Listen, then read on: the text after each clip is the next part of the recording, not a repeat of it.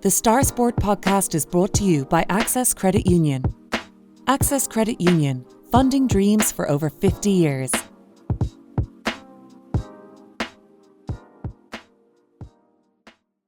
Close your eyes and pull like a dog.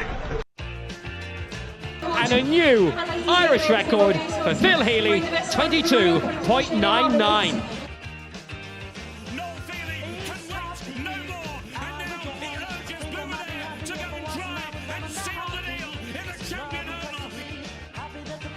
Christy Cooney hands over the Sam Maguire Cup to Graham Canty, Cork All-Ireland champions for the 7th time ever. So hello and welcome to another episode of the Star Sport podcast.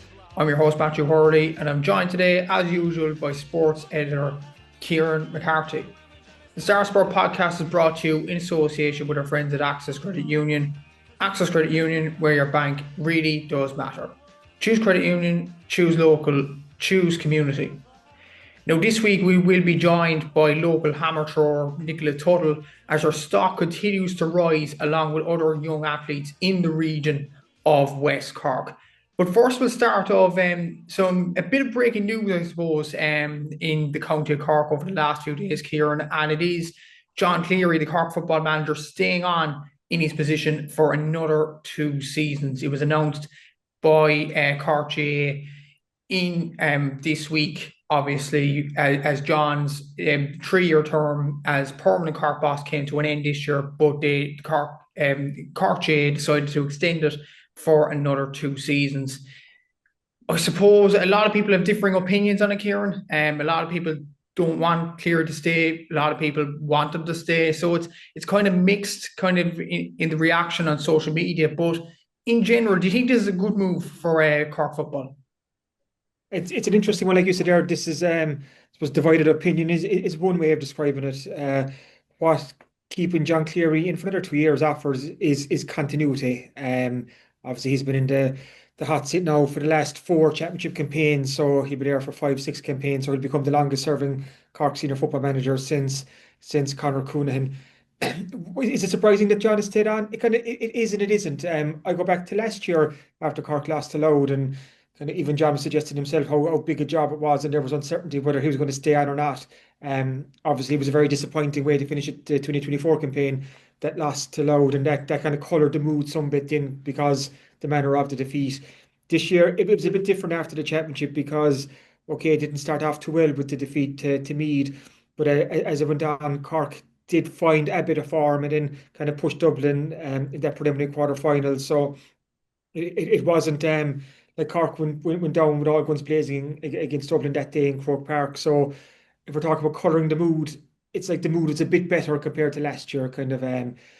But still, I suppose the reality of this, Matthew, is we have to talk about kind of Cork football and its objectives and how Cork football has fallen short in recent years. And this just isn't John Cleary.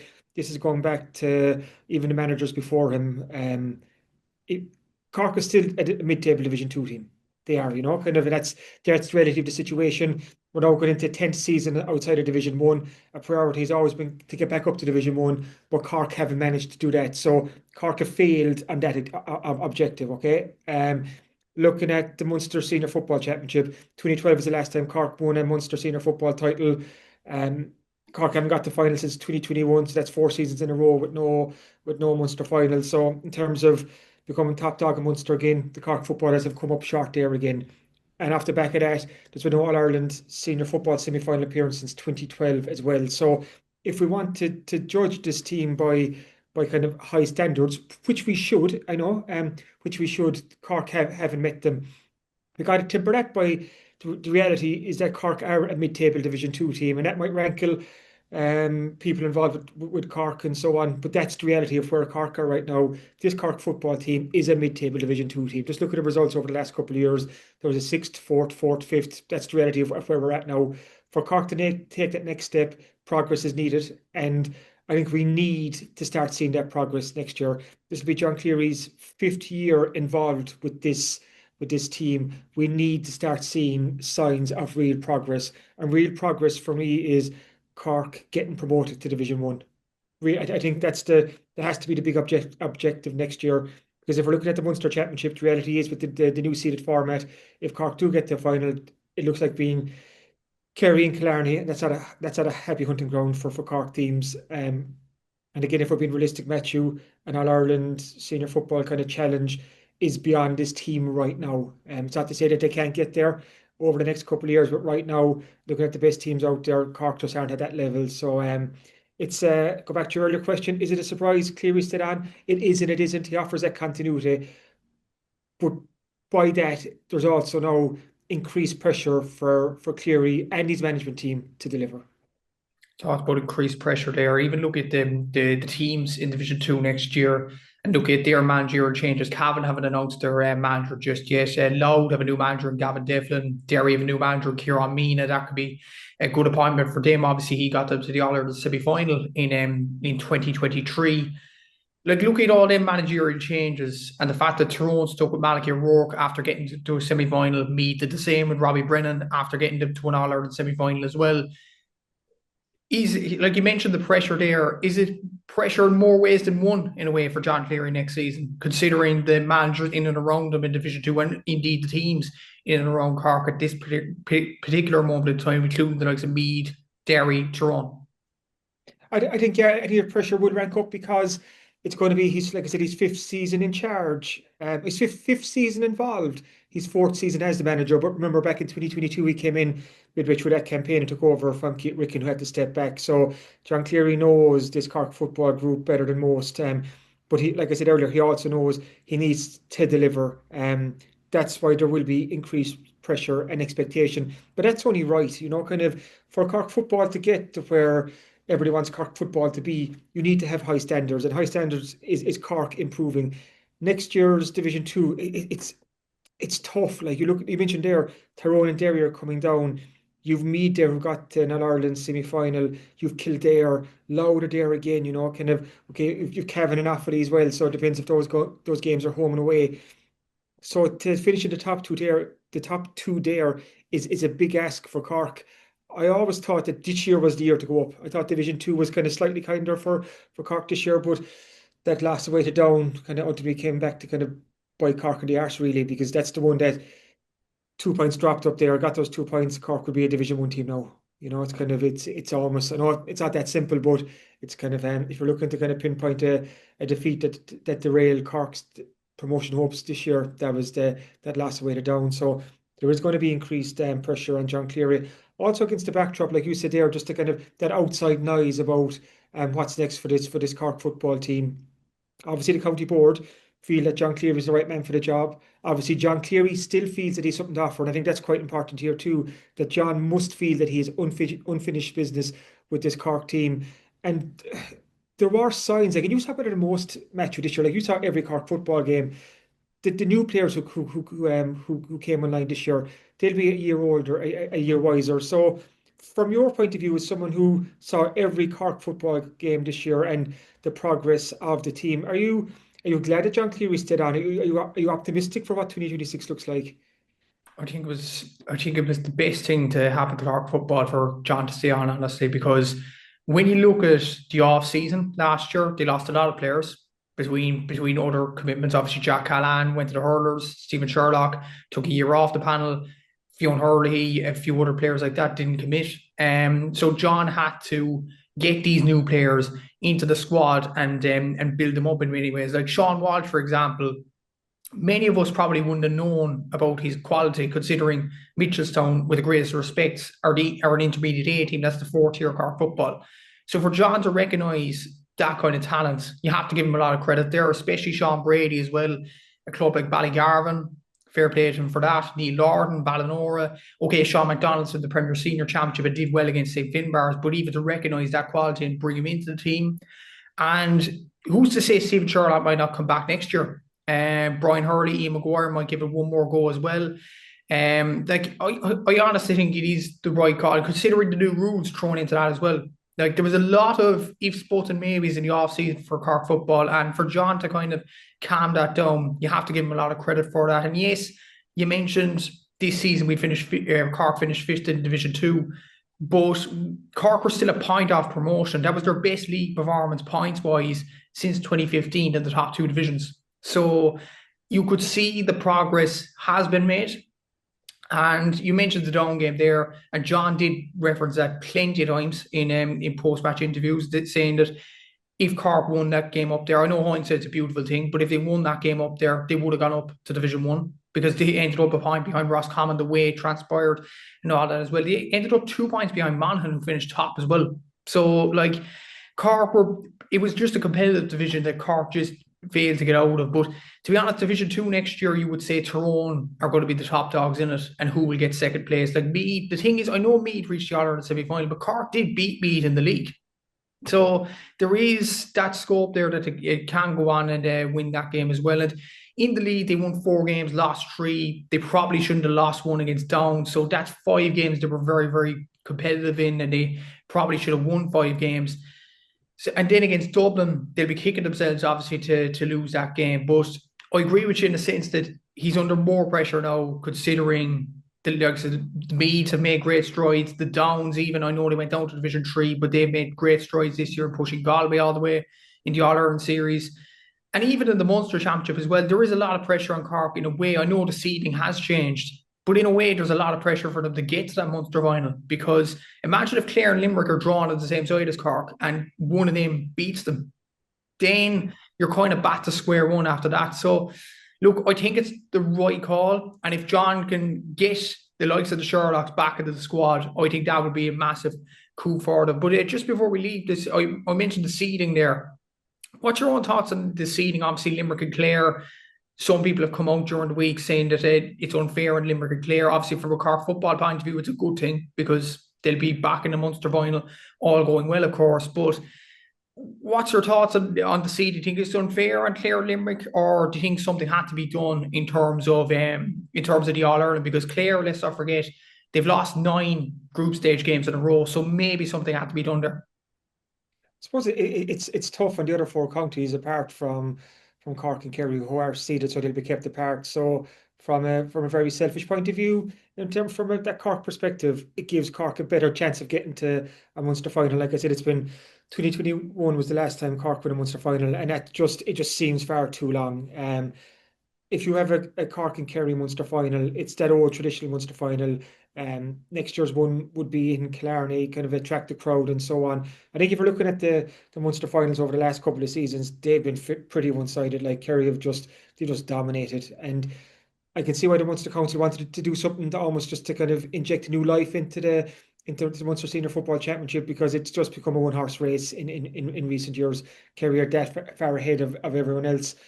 But from a Cork perspective, it's going to be, that semi-final will be tricky because you're going to play a team coming off a quarter-final would have a game. But get over that and get into Munster final against Kerry.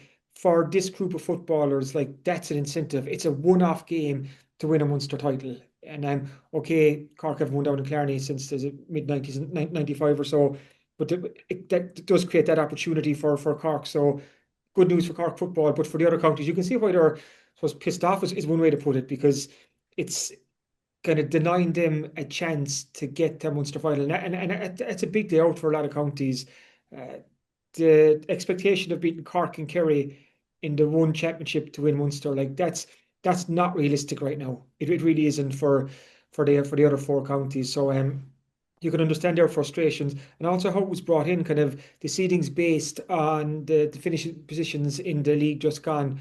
But counties didn't even know that before a ball was kicked in the league this year. I'm not saying it would have made a difference and so on, but just kind of to bring in a change like this and base it on something that's happened in the past, and not to give counties a chance to kind of to kind of change that, just seems a bit strange.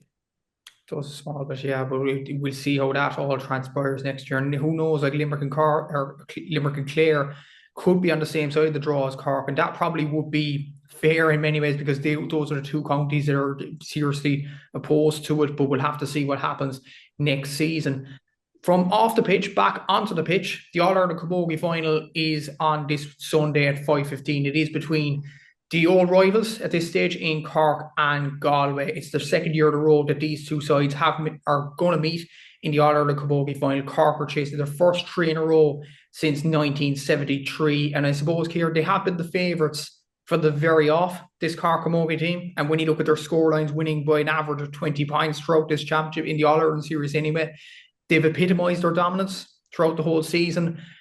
Can it lead to a third All-Ireland in a row, in your view? I hope so. I hope so. This Cork team is on the cusp of achieving something very special. Their first three in a row since the early 1970s. They've been the form team in camogie this year. They've won obviously the league earlier in the year where they beat Galway in the final. We had no Munster Championship final over the Scots kind of controversy.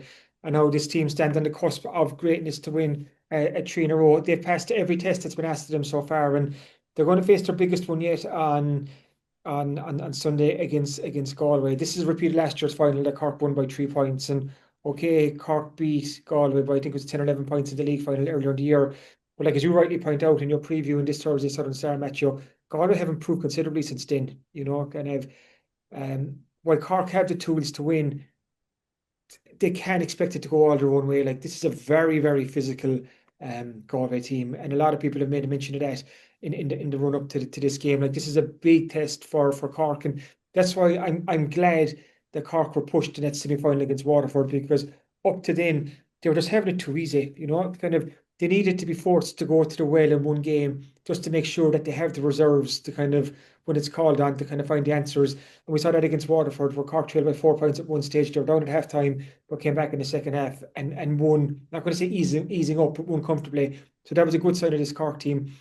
But they need to keep focused, and they cannot fall into the same trap of the Cork hurlers. I almost feel sorry for the Cork hurlers in this case, because they're almost becoming the example of do not do what the Cork hurlers did. Kerry boss Jack O'Connor mentioned it after the All-Ireland football final, that it was mentioned at halftime there against Donegal, as in Kerry had a lead. We can't lose the lead like Cork did. I was chatting to Ali Tobin, the Cork minor football captain, after their recent win against Dublin in the All-Ireland final, and the same thing. Cork went up at half-time. They made sure in the second half that what happened to the Cork hurlers didn't happen to them. And the Cork camogie team must do the exact same thing, as in need to stay focused, kind of there's that expectation there, but they need to focus on the performance, and if they get that, hopefully they get the reward at the end of it. And of course, Saoirse McCarthy did say that on this very podcast a few weeks back. She was mentioning the importance of keeping focus and keeping focus throughout the whole game, and don't let a lead slip. And the thing was that Waterford semi-final, they were a point down at half-time. Waterford, to be fair to them, provided a brilliant challenge. Obviously, Niamh Rock and Beck Harton provided some stellar displays, but obviously Cork just had the more energy, I would say, in the second half, and they got over the line in that. And when you look at the Cork bench going into this, Clodagh Finn was unfit for the semi-final. Katrina Mackey was a late replacement for her. Hopefully Clodagh Finn will be fit for the final. But even you look at Orla Mullins scoring 1-2 off the bench, and not just 1-2 off the bench, 1-2 from play in 6 minutes, which was outstanding in many ways. You look at other players as well that could come on, like the likes of Ciara O'Sullivan, of course, from Newstown, Kate Wall, obviously Cleona Healy as well. Like, you have options off the bench from a Cork point of view, whereas Galway didn't get any scores off their bench against Tipperary, but they got 2 points off their bench in the league final against Cork earlier on the year through Sabina Rabbit and Niamh Nyland. So the bench will play a big part on Sunday, I'd imagine. Yeah, and Cork have a very strong pedal. In fairness to Germanley, and even going back to Matthew Toomey before, they've been building this Cork team for quite some time now, and it's so experienced. You have those experienced players like the Amy O'Connors, the Aisling Thompsons, the Laura Tracy's, kind of the players who've been there and done that. You've the kind of middle group then led by the likes of Saoirse McCarthy, and then you've those younger players coming up as well, like you mentioned Orla Mullins there. She missed out in that All-Ireland under-23 final a couple of weeks back as well, and she was a loss for Cork in that regard, because she's another talent. So Cork have a really strong pick there, and that bench should and will come into play on Sunday, because this is an All-Ireland final. Look at the last two. Go back 2 years ago, Cork hammered Waterford. Amy O'Connor got the hat-trick that day. Last year was a lot tighter, and I envisage this Sunday will be tight as well, because Galway are a formidable outfit. They were Cork's bogey team there for a couple of years before I think it was the 2023 semi-final when Cork finally beat them, and now thankfully the wins are falling for Cork. But you cannot underestimate a Galway team that doesn't have that expectation and that doesn't have that tag of favourites like Cork does. That's why I mentioned the hurlers earlier. this is all about kind of, can Cork win the three in a row? And they'll be trying to block out that talk and focus on this is just another game, and so they should. But Galway are just in a really good position, just like the Tipperary hurlers were. So Cork have to be very wary of that. But what kind of gives you confidence in this Cork team is, Matthew, they've been there and they've done it before, and they've won all types of games. And unlike the Cork hurlers, the Cork camogie team has won All Irelands. They've lost finals back to back. Then they came and won back to back finals. So they know what's needed on the big day. They're familiar with the big day. They're familiar with what can happen, kind of those kind of uncontrollables. So everything to me points towards a Cork win. But I think they'll be made dig deep. They will do, and it will be a very, very difficult assignment for the Cork camogie team, and we wish them all the best on Sunday, and hopefully they can cement the three in a row for 2025 as well. We'll take a quick break now, and after the break, we'll be talking everything Irish athletics. The Star Sport podcast is brought to you by Access Credit Union. Access Credit Union, funding dreams for over 50 years.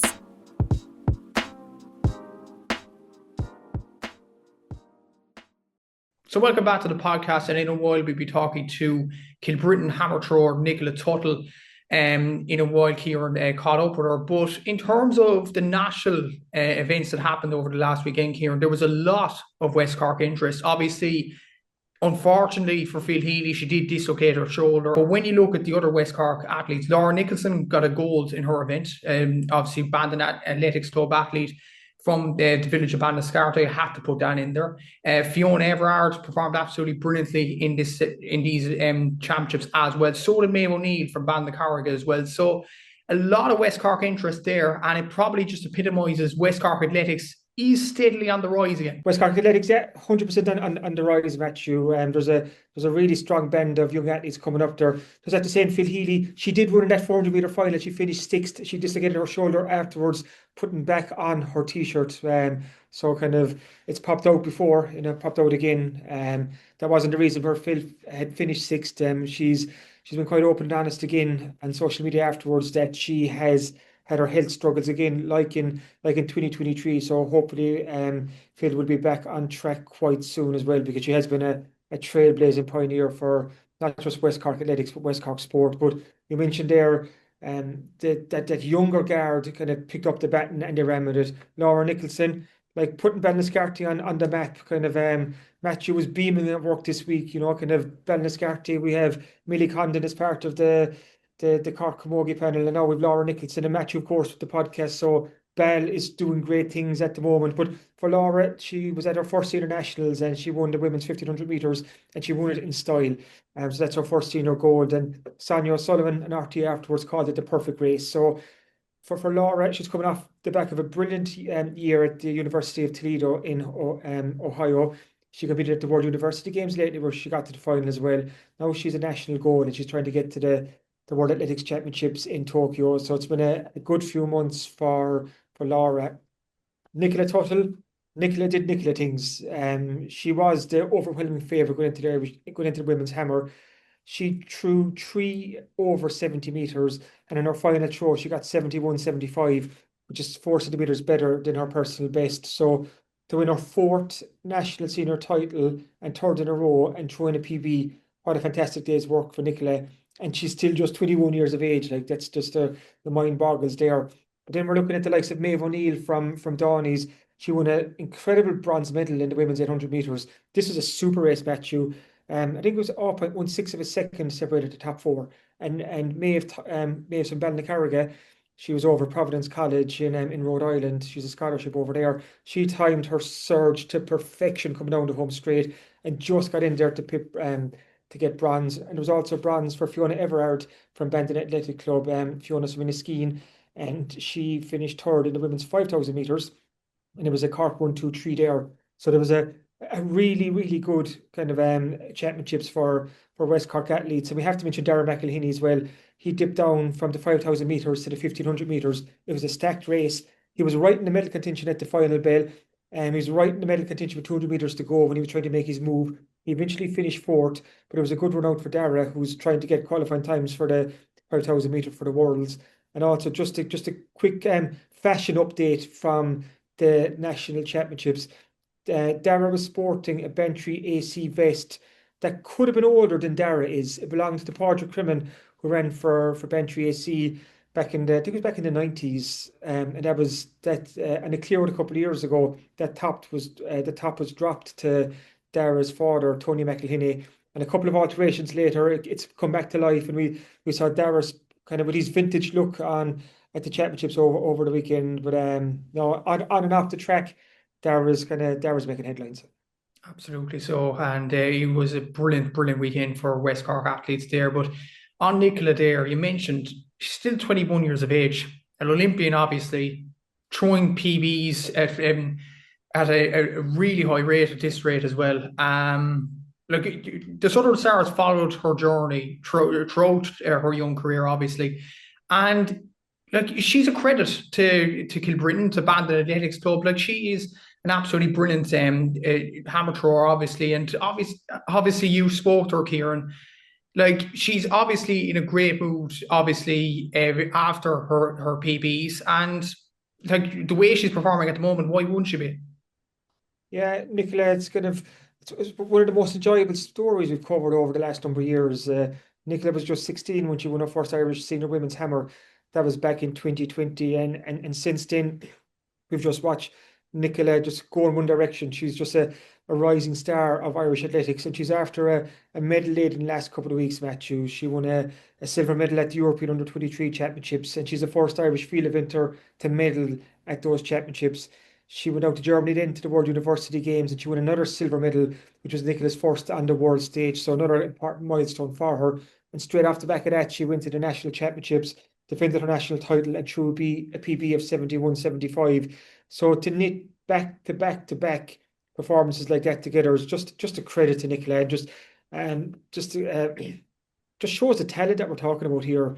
Only one Irish woman has ever thrown further than Nicola Tuthill, and that's the record holder, Eileen O'Keefe from Kilkenny. Hopefully over the next couple of years, Nicola will be superb to see her beat that distance. And she's inching ever closer all the time. Go back to last year, her top throw was 70.32. Already this year she's thrown 71.75. So that's what 1 meter 40 centimeters more. So that's a big gain as well. She's just getting more used to the big occasions as well. She's just familiarizing herself with all her athletes on those big events. And we have the World Athletics Championships to come in Tokyo in a couple of weeks, and hopefully we'll see Nicola there. And actually, the weekend just gone, when she threw her PB, she's also got an automatic qualifier for next year's European Athletics Championships. So it just shows you the ilk of Nicola, and just where she's at right now. So it was brilliant to catch up with Nicola again. We're going to hear from her now very, very shortly. But I hope what our listeners will take from this is just the incredible competitor that Nicola is. And our coach Killian Barry told me this before. Like, he spoke about her resilience and so on. But it's that constant desire for Nicola for more. You know, it's she's never satisfied in a sense, and that's a great way to be. You know, she's always hungry to throw further, to achieve more, and the hope is that she will. And as you'll hear from now, she's in good form and high spirits after the last couple of weeks, and so she should be. Delighted now to be joined on the podcast by Nicola Tuthill.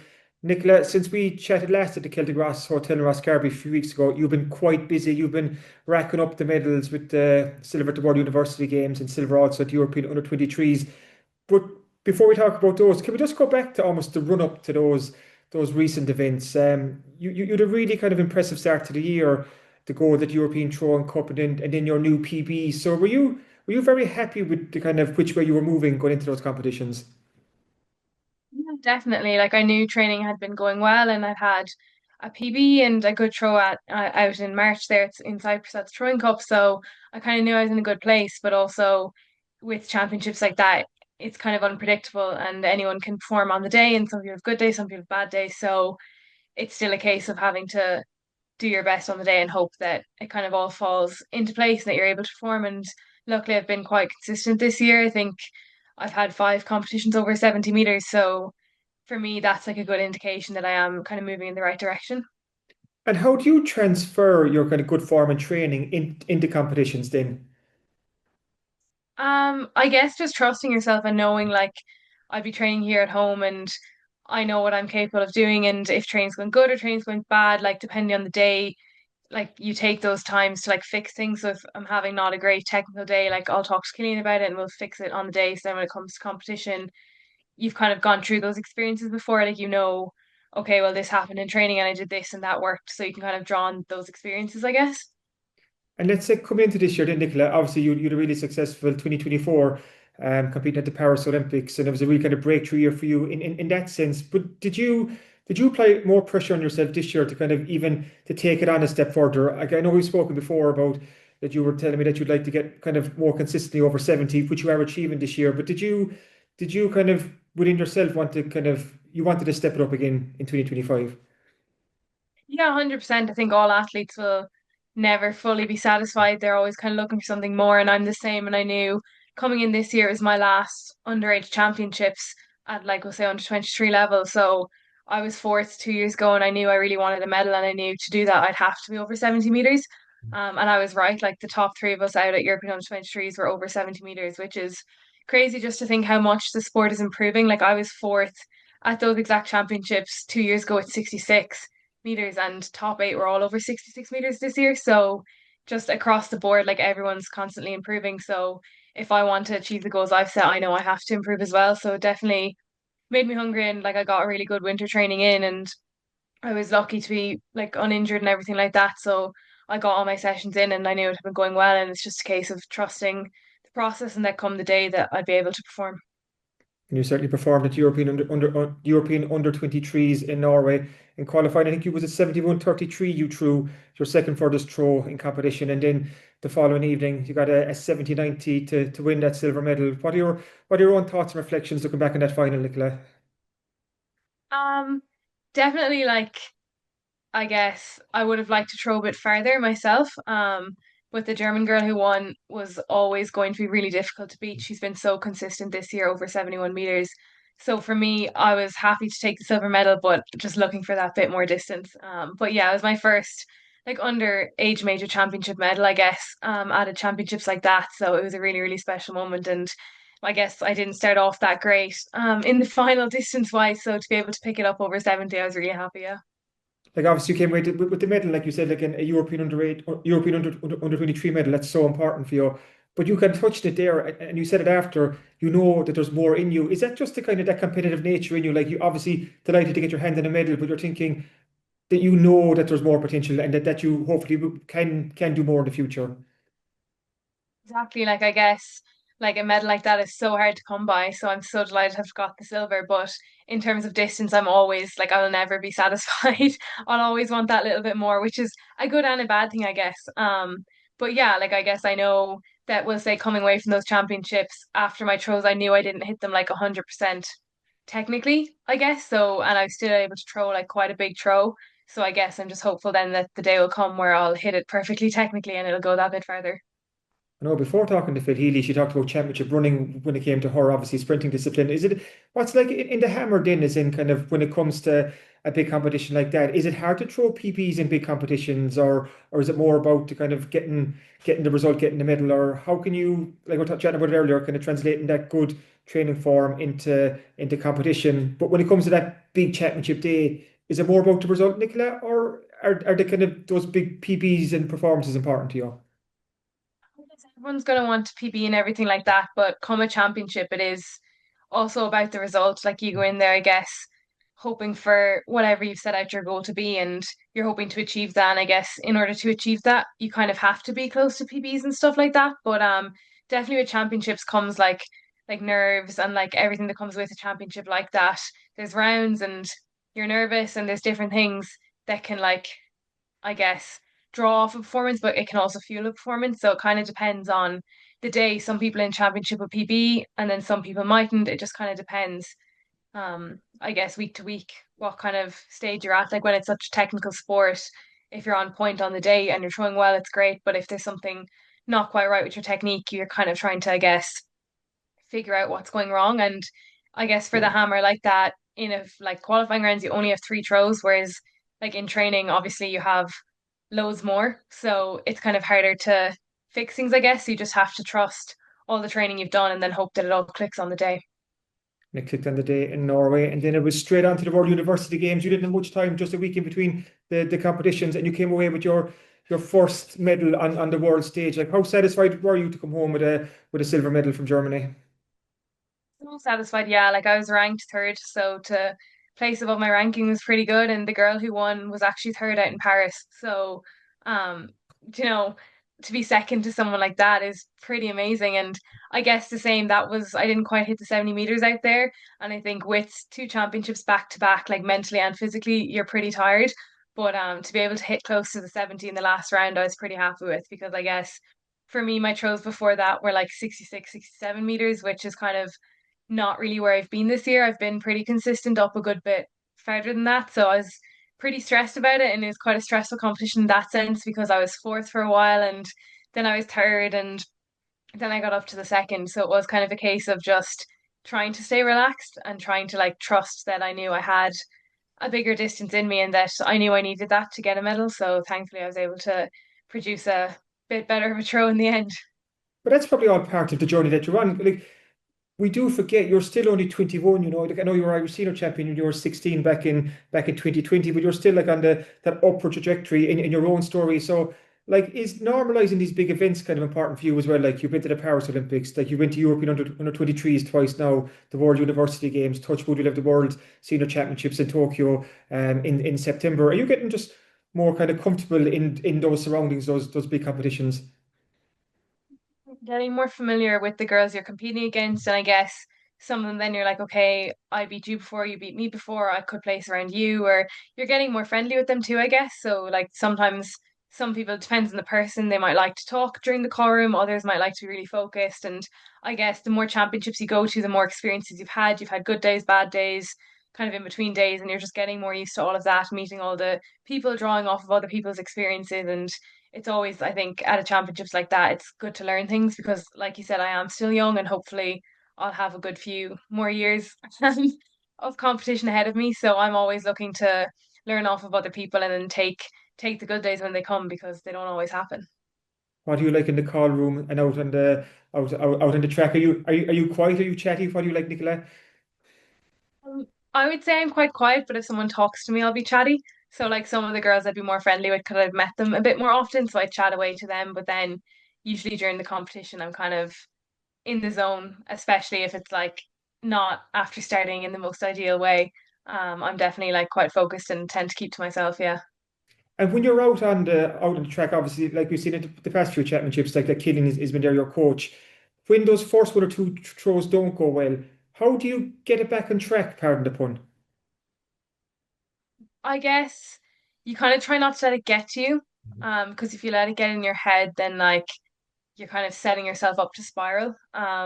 So it's just kind of a case of like I'll go back to Killian and we'll try to figure out what's going wrong technically, and then he'll give me a few pointers, and then I'll go back and try. I might do a drill or two, and then just kind of try to focus on that and focus on the fact that I know this has also happened in training before. I've started off with maybe a 60 something, and then I want to get a 70, and then a few throws later I can get it once I tidy up my technique and stuff. So it's kind of just trusting that I know I'm capable of it, and that if I can get things right, that it'll all happen. So it's just kind of, I guess, trying to pinpoint what's not going right, and then just kind of not letting it get to you and just focusing on what you can control rather than what you can't. So the nationals are on the weekend just gone. What does the rest of the summer look like? I touched on the World Seniors there later in the year. What are the targets for the rest of 2025, Nicola?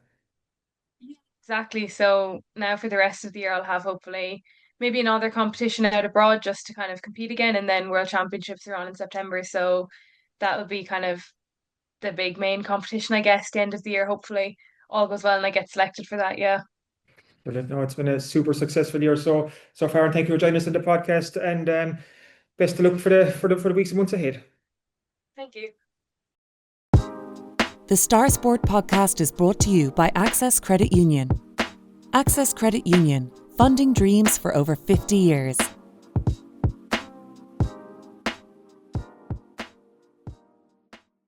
So it is that time of the week again where we look at what's in this Thursday Southern Star Sports section. So what should our readers expect this week here? Yeah, absolutely packed sports section this Thursday.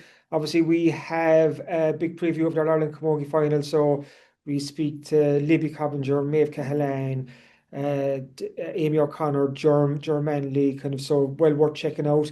It was a busy weekend on the hurling front the weekend just gone with the county championships and the Carbery championships. So looking at the Carbery Junior A Hurling Championship for a moment, we have all 6 games covered. The only place where you can read match reports from all 6 group games from the Carbery Junior A Championship. So check that out on Thursday.